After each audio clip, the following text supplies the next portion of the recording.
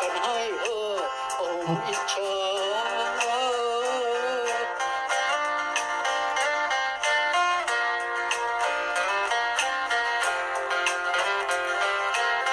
เป็นโจทย์ทำไมใครๆที่เขารักกันสุขสีอยู่ทุกวี่วันหอมแก้มกันหวานมันเป็นบ้า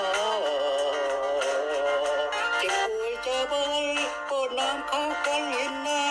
มีรูปแทนหูแทนตาได้ชื่อว่ารักชาติชูเชิดเป็นโสดทำไมตายไปจะยอมบ้านท่านรู้ว่าไม่แต่งงานเดียวจะผ่านไม้ให้มาเกิดมาทำไมไม่หาสุขันรำเริดเกิดมาจะเสียชาติเกิดแต่งงานเถิดคุณหนุ่มคุณสาว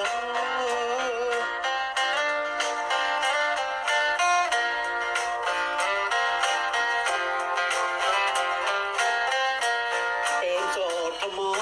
อยู่ไปเศร้าเหงาจวงไม่คิดจะหาคู่ควงเดี๋ยวจะร่วงพ้นไว้ไปเปล่าเกิดมาเดียวดายเจอตายเพราะความเหงาเศร้าแต่งงานกันเสียเธอเราอยู่ว่างเปล่าไม่ดีอะไร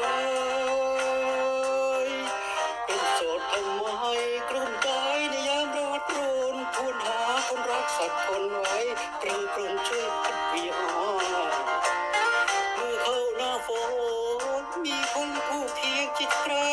หน้าหนาวกระแสเข้าไปกอดกันให้หอมอิจฉา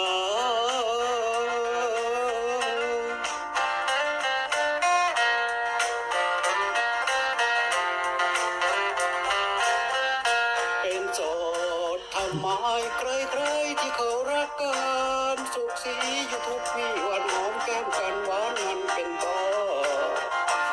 เจ็บป่วยจะบายป้อนน้ำข้าวกันเล่นหน้ามีรูปแทนหูแทนตาได้ชื่อว่ารักชาติชูเชิดเป็นโสดทำไมตายไปจะยอมพบานท่านรู้ว่าไม่แต่งงานเดี๋ยวจะผ่านไม้ให้มาเกิดมาทำไมไม่หาสุขกันรำเริดเกิดมาจะเสียชาติเกิดแต่งงานเถิด